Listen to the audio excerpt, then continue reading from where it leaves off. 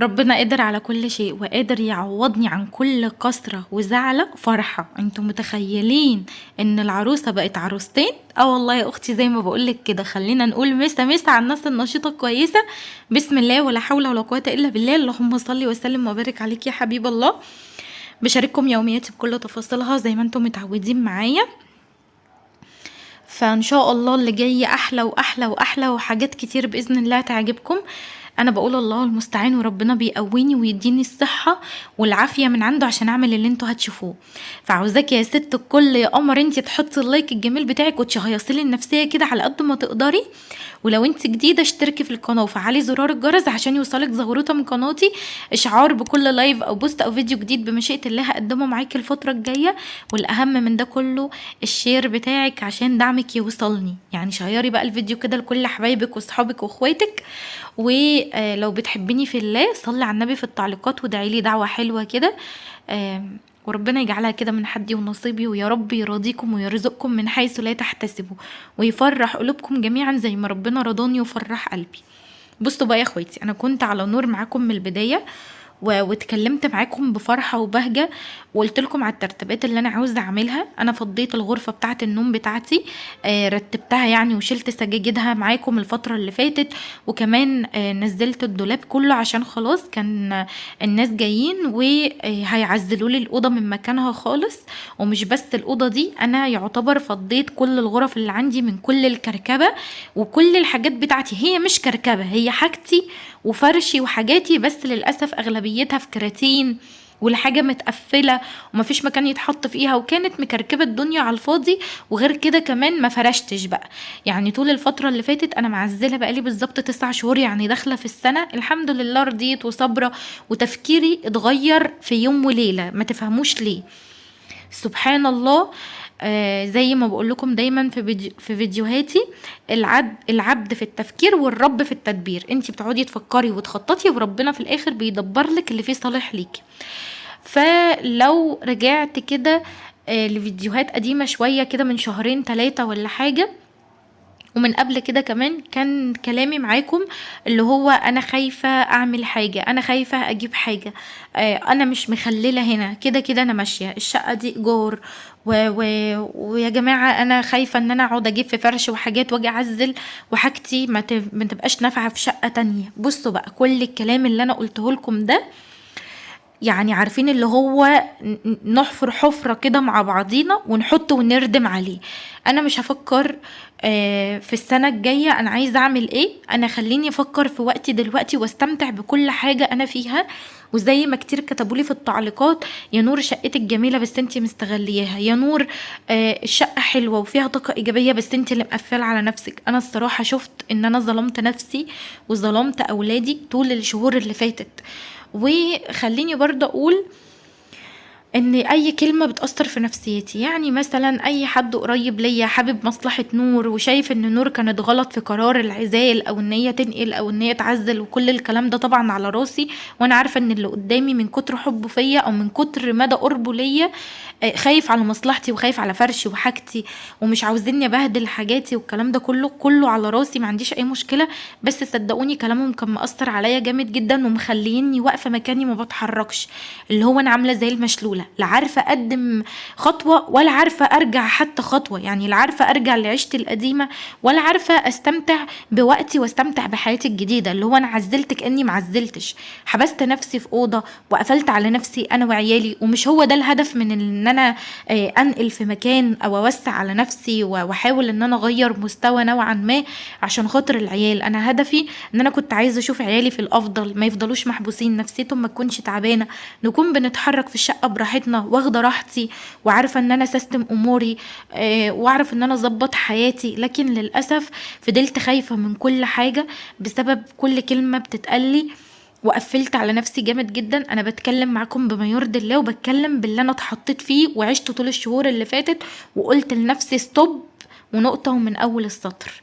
بكلمكم في كل حاجة. يعني بصوا انا مصفيه لكم كده قلبي وكأنكم داخلين جوايا او عارفين الدنيا معايا كانت ماشية معايا، يعني ماشية معايا ازاي الفترة اللي فاتت.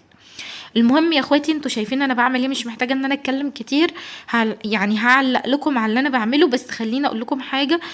فضلت خايفه من البلكونات والشبابيك، مع ان العيال لما بيعوزوا يعملوا حاجه بيعملوها ماشي. واخده بالي من كل حاجه، محرصه، حابسه نفسي، كل الكلام ده كله، ومش عارفه اتحرك ومتكتفه. لا استوب بقى، نغير حياتنا، ارتب اموري كده من اول وجديد، واشوف الصالح فعلا ليا ولعيالي واعمله. ويعني ما يهمنيش تفكير اي حد مهما كان. المهم افكر في اللي انا عايزه اعمله، انا عايزه اعمل ايه دلوقتي، وماليش دعوه ببكره ده هيجي شكله عامل ازاي. انا هستمتع بحياتي النهارده، وبكره ده بتاع ربنا، بايد ربنا مش بايدي. فاللي يحصل يحصل بقى، وان شاء الله ربنا يرضيني ويديني على قد تعبي ونيتي. وباذنك يا رب اعزل في شقه تكون حلوه وتكون بتاعتي، يعني ما تبهدلش تاني، ما اتمرمطش انا وحاجاتي وعيالي، ولا نتبهدل ولا نتذل والكلام ده كله.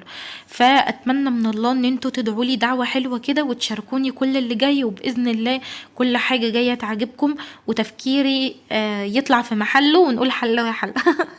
لا احنا هنودع رمضان بقى، مش هنقول حلو يا حلو، هنقول كل سنه وانتم طيبين، وان شاء الله يبقى عيد سعيد علينا جميعا. بس ما وعدكوش ان انا هقدر افرش على العيد، لان الدنيا عندي خربانه. المهم يا اخواتي، اللهم صل على النبي. انا شلت السجاد بتاع الطرقه، وفضيت الدنيا على قد ما اقدر. وطبعا الغرفه اللي انتوا شفتوها اللي انا بدخل فيها الحاجه دلوقتي دي، انا فضيتها معاكم من الفيديوهات اللي فاتت. واللهم لك الف حمد وشكر ليك يا رب العالمين. العروسه جت ونورت الدنيا، وفي عروسه تانية جايه. لا لا لا لا لا لا. مبسوطه وفرحانه فرحانه فرحانه.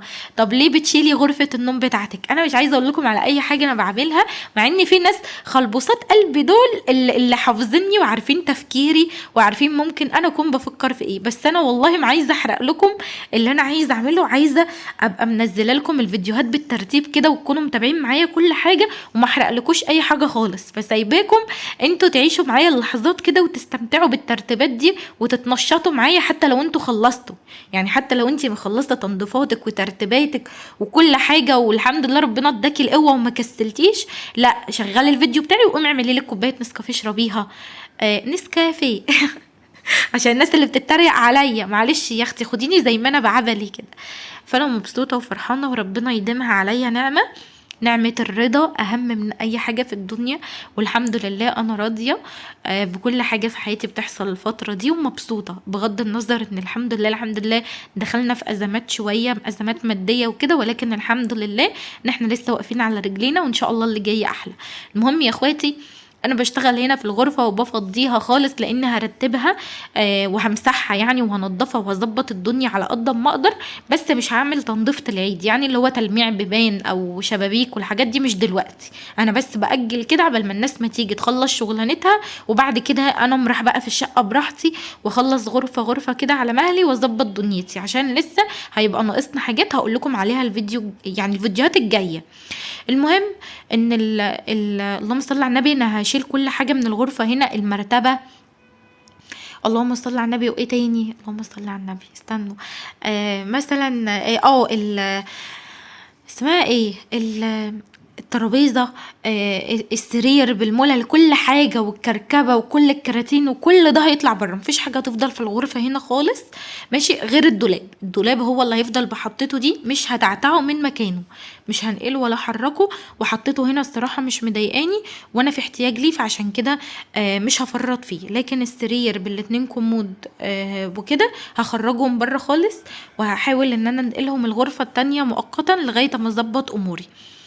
عايزه اقول لكم على حاجه، ان السرير يا بنات، عشان بس الناس الجميله كانت بتقعد تقول لي يا نور دقي فيه مسامير، اعملي في المولى المسامير ومشي حالك وقضي دنيتك. هو طلع ان في حاجات مكسوره، عارفين الفخاد من الجناب مش بيبقى فيها زي حاجات كده، زي دواير كده بتتعشق في شباك السرير من قدام عشان يمسك في بعض، وبعدين بتربطي بالمسمار. يعني اتمنى تكونوا فاهميني. دول بقى طلعوا مقطومين اصلا، دول مكسورين. فعشان كده الفخده بتاعت الجنب يعني ايه، كل شويه تقع كل شويه تقع، بيميل كده على بعضه، يا اما على بره يا اما على جوه. فعشان كده المولى لا هي جايه مقاسه، ولا هو ينفع اصلا ان هو يستخدم. لازم يروح للنجار عشان يتعمل له عمره، ويتحط له دعامات، وفي حاجات كده مش عارفة والله الراجل قال ايه كده تقريبا، ان هو هيعرض الفخاد بتاعته عشان تكون عملية او حاجة زي كده، مش عارفة يعني. المهم يعني ان الدنيا فيه خربانة، يعني محتاج ان هو يتصلح ومحتاج فلوس عشان يتظبط تمام كده. فانا مش محتاجاه بقى الصراحه كده خالص دلوقتي، فانا هركنه عشان اشوف دنيتي والم دنيتي دي على قد ما اقدر. فعملت ايه بقى؟ مسكت المراوح، طبعا انا مش هفكها ولا هغسلها، ان شاء الله لما نيجي نستخدمها بقى. كل سنه وانتم طيبين، خلاص احنا يعتبر دخلنا في الصيف اهو، بس لسه الجو هيبرد وبعدين هيرجع يحرر تاني، فاحنا هنستنى اليومين الساقعه دول يعدوا وبعدين ايه هنظبطهم بقى مع الفرش النهائي وكده، ونغسلهم غسله نظيفه وبعد كده هنستخدمهم. المهم قعدت الف حوالين نفسي شويه واروح وارجع واروح وارجع لغايه اما لميت كل حاجه. كل الحاجات اللي انا كنت حطاها جوه السرير يعني من تحت كده كل ده ممسوح ومتلمع، لانه كانوا في الاوضه التانية في الغرفه التانية، وبعدين اللهم صل على النبي نقلتهم هنا لما كنت بفضي الغرفه هناك. بس فانا مبسوطه يعني، كل اللي انا قادره اقوله لكم يعني ان انا مبسوطه فرحانه الحمد لله، ربنا نعم عليا ورضاني، وبعد الصبر جبر. وكمان مبسوطه ان انا بختار الحاجه بذوقي، يعني برضو مش قادره اوصف لكم دي اكتر حاجه قد ايه مريحاني نفسيا ومخلياني فرحانه ومبسوطه، بغض النظر ان انا فرطت في اغلى حاجه. يعني لاحظوا ان الغرفه بتاعتي بتاعت نومي دي انا يعتبر فرطت فيها كده خلاص، بس الحمد لله ما راحتش بعيد. خمنوا انتوا بقى، معلش لو انا عامله لكم فزدرات كتير كده في الفيديو، بس والله العظيم انا حابه ان انتوا تشاركوني وتدوني يعني، بس بقى تقعدوا تفكروا معايا وتبقوا متشوقين كده زي حالاتي وتقولوا لي تفكيري صح ولا غلط، واللي انا عملته ده صالح ليا ولعيالي ولا لا، وهكذا بقى.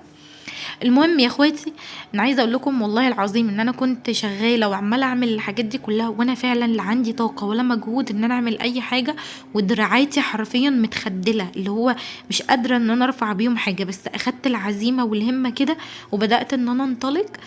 بس في الاخر بقى الصراحه تعبت. يعني الحمد لله انا شغاله وكان ابو عمر موجود تمام كده، ومعايا كمان يعني العيال نايمين، ولولي كانت صاحيه وفاتحه السرينه ومبهدله الدنيا ومش راضيه ان هي تسكت وعايزاني انا عايزه تنام في حضني.